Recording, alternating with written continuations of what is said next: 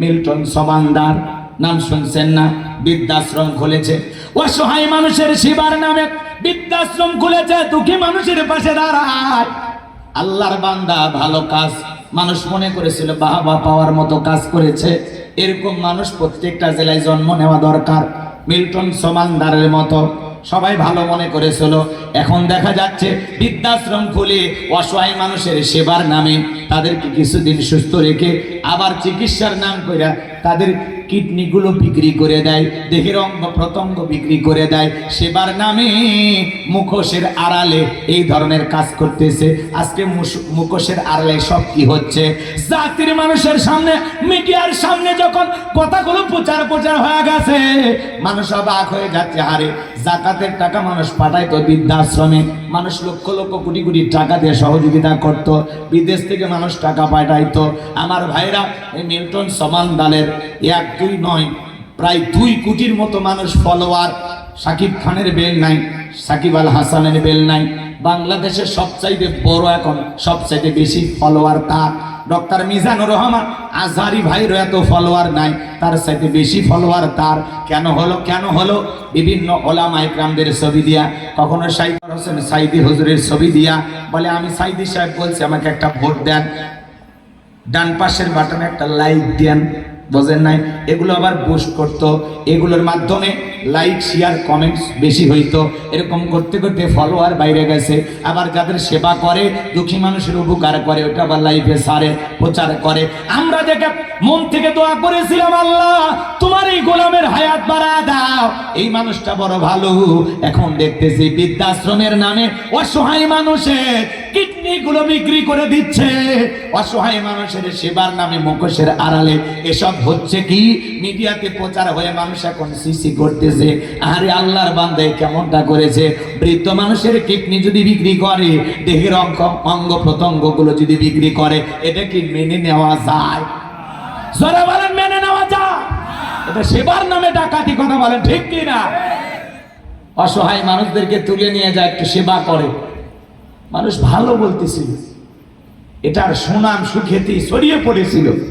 এখন আবার দেখা যাচ্ছে এটা আসলেই সে ব্যক্তিটা দোষী কিনা, এটা একটা সঠিক তদন্ত করে সঠিক রিপোর্ট বের করে জাতির সামনে প্রকাশ করা দরকার, কথা বলে ঠিক কিনা? তবে মিডিয়াতে শুনতেছি যে সমস্ত মানুষগুলো মারা যাইতো, পাশের মসজিদের ইমাম সাহেব তার গোসল করায় দিত, সে বলতো আমি লক্ষ্য করেছি প্রত্যেকটা লাশে কিডনির এই সাইডে সেলাই করা, কেটে সেলাই করেছে, এটা বোঝা যায়। তো আমি 2-4টা এরকম হইতে জিজ্ঞাসা করেছিলাম। তখন আমি যখন জিজ্ঞাসা করেছি, তখন আর লাশ এই মসজিদে দাফন কাফন বা ধোয়ানোর জন্য আর নিয়ে আসে না। এটা এখন অন্য জায়গায় অন্য মানুষকে দায়িত্ব দিয়েছে। মাঝে মাঝে দেখা যায় একদিনে 4-5 জন মানুষও মারা যায়। এই যে সমাজের অস্থিরতা, আবার শোনা যাচ্ছে সেখানে টর্চার সেল আছে, যেখানে মানুষকে, বৃদ্ধা মানুষকে পিটাইতো, আঘাত করতো। তো এগুলো কেন ভাই?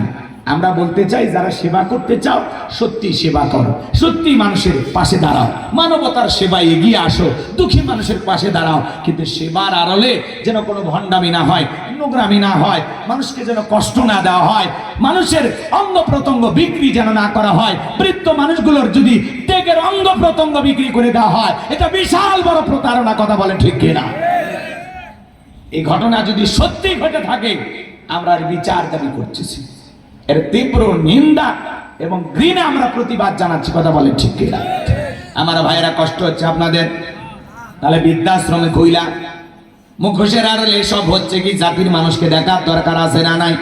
এজন্য মাঝে মাঝে এগুলোতে যে খোঁজ খবর নেবেন। দুঃখ লাগে বাজান গো আমার, কোটিপতি শিল্পপতি যারা, তাদের বৃদ্ধাশ্রমে মা বাবাকে পাওয়া যায়, কোন গরিব দুঃখী অসহায় এদের মা বাবাকে পাওয়া যায় না। রিক্সা চালক, ভ্যান চালকের মা বাবাকে পাওয়া যায় না, কোন আলেম হাফেজের মা বাবাকে পাওয়া যায় না, কথা বলেন ঠিক কিনা? এই সমাজের সবচাইতে বেশি শিক্ষিত লোক, টাকাওয়ালা লোক, তাদের মা বাবাই বৃদ্ধাশ্রমে, তারা শেষ বয়সে মা বাবাকে বোঝা মনে করে, এই কথা বলে দূর দূর করে তাড়িয়ে দেয়। ওলামা ইকরাম জানতে পারে এই মসজিদের ইমাম সাহেব, উনি কোনোদিন তার মা বাবার সাথে বেয়াদবি করবে না, কারণ আল্লাহ রাব্বুল আলামিন করেছেন কোরআনে ঘোষণা, ওয়া ক্বাদা রাব্বুকা আল্লা তা'বুদু ইল্লা ইয়্যাহু ওয়া বিল ওয়ালিদাইনি ইহসানা। আমার আল্লাহ ডেকে বলে আমার ইবাদত করো, আমার গোলামি করো, আমার ইবাদতের সাথে আর কাউকে শরীক করো না। আমার ইবাদতের পর তোমাদের দায়িত্ব হলো মাতা পিতার খেদমত করা, তাদের সাথে উত্তম আচরণ করা, ভালো ব্যবহার করা। খবরদার যুবক রে, মা বাবার মনে কষ্ট দিও না। পিতামাতা খুশি, আরশের মালিক খুশি। পিতামাতা বেজার, আরশের মালিক আল্লাহ বেজার। এজন্য বিশ্বনবী বলেছেন, হুমা জান্নাতুকা ওয়া নারুকা, তোমার পিতামাতাই তোমার বেহেশত, তোমার পিতামাতাই তোমার দোজখ। হে যুবক সুন্দরী বউপায়া, মার কথা ভুলে যাও না, বাবার কথা ভুলে যায় না। মা বাবার মনে কষ্ট দিও না। বইয়ের ভালোবাসা বইয়ের কাছে, মায়ের ভালোবাসা মায়ের কাছে, বাবার ভালোবাসা বাবার কাছে। কাউকে বেশি প্রাধান্য দিয়ে কারো প্রতি অবহেলা করা যাবে না। কথা বলেন ঠিক কিনা? যুবক রে, যারা রাগান্বিত হয়ে মা বাবাকে বাড়ি থেকে তাড়ায় দেয়, যাদের মা বাবা বৃদ্ধাশ্রমে পাঠায়া দিয়েছে, এরা মা বাবাকে বৃদ্ধাশ্রমে পাঠায়া দেয় নাই, মা বাবাকে তাড়ায়া দেয় নাই, নিজের ভাগ্য থেকে জান্নাতকে দাঁড়িয়ে দিয়েছে, নিজের ভাগ্য থেকে জান্নাতকে আলাদা করেছে। কথা বলেন ঠিক কিনা? পিতামাতা খুশি, আল্লাহ রাস্তা থেকে তুলে কোটিপতি বানায়া দেবে। পিতামাতা বেজার, ওই 10 তলা 5 তলা বিল্ডিং থেকে আল্লাহ রাস্তার ফকির বানাইতে সময় লাগবে না। এজন্য পিতামাতার দোয়া নেবেন না, বদদোয়া। কথা বলেন না কেন? পিতামাতার খেদমত করতে হবে, মা বাবার মনে কষ্ট দেওয়া যাবে না, পিতামাতার মন খুশি রাখতে হবে।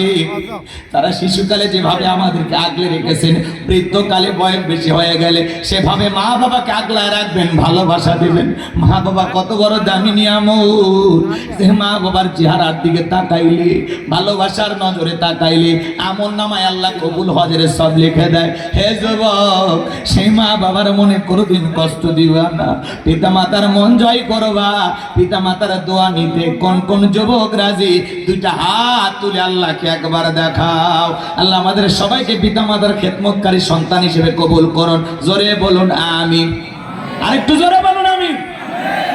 আমরা কি বৃদ্ধাশ্রমে মা বাবাকে পাঠায়া সেই বয়সে তাদের কিডনি গুলো কেউ বের করে নেকে ডেকে আপনারা চান?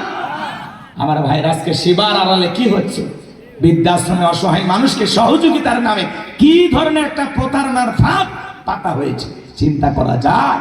কোটি কোটি টাকা হাতিয়ে নিচ্ছে, আবার বৃদ্ধ মানুষগুলো কিডনি বিক্রি করতেছে, অঙ্গ প্রত্যঙ্গ বিক্রি করে দিচ্ছে। এটা সেবার নামে জাতিকে ধোঁকা দেওয়া হচ্ছে। কথা বলে ঠিক কিনা? এদের বিচার হওয়া উচিত। আর যদি ঘটনা সত্য না হয়, তাহলে যারা মিডিয়াতে এটা অপপ্রচার করতেছে তাদেরও বিচার হওয়া উচিত। কথা কয় না কেন? কিন্তু আমরা ভিডিও ফুটেজ যা দেখতেছি তাতে বোঝা যাচ্ছে অবস্থা খুব খারাপ। কথা বলেন ঠিক কিনা?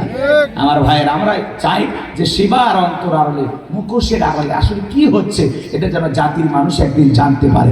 কথা বলেন ঠিক কিনা? কষ্ট হচ্ছে আপনাদের? কষ্ট হচ্ছে ভাই? বিপদ কষ্ট পাচ্ছে না? মন খারাপ করে না যায়। আমরা দোয়া করি এরকম যারা সেবামূলক প্রতিষ্ঠান করে, বৃদ্ধাশ্রম, অনাথ আশ্রম, এতিমখানা। আমরা একটা মাদ্রাসা বানাইছি আলহামদুলিল্লাহ। কথা বোঝেন না? এখানে এতিম বাচ্চারা আছে, গরিব বাচ্চারা আছে, প্রায় 60 জনের মতো ছাত্র। একটু দোয়া করবে। 2-2.5 লাখ টাকা মাসে যা পারি খরচ করে দিই। নিজের চাইতে ওদেরকে আমি ভালো খাওয়ানোর চেষ্টা করি। এটা ধোঁকা না, এটা প্রতারণা। এটা ভালোবাসার জায়গা থেকে করি। কথা কি বুঝতে পারছেন? আল্লাহর কাছে দোয়া করবেন, মাদ্রাসার পাশাপাশি একটা মসজিদ বানাবো, একটা গণকবরস্থান বানাবো। আল্লাহ যেন তার এই গোলামের স্বপ্নগুলো পূরণ করে দেন। জোরে বলেন আমিন। আরেকটু জোরে বলেন আমিন। ভালো কাজ করে মারা যেতে চায়, ভালো কিছু করে যেতে চায়। হঠাৎ একদিন শুনবেন গোলাম রব্বানী আর বেঁচে নাই। সেদিন কিছু না করতে পারলে একটু দুহাত তুলে মালিকের কাছে দোয়া করি, একটু দিল থেকে দোয়া করবেন।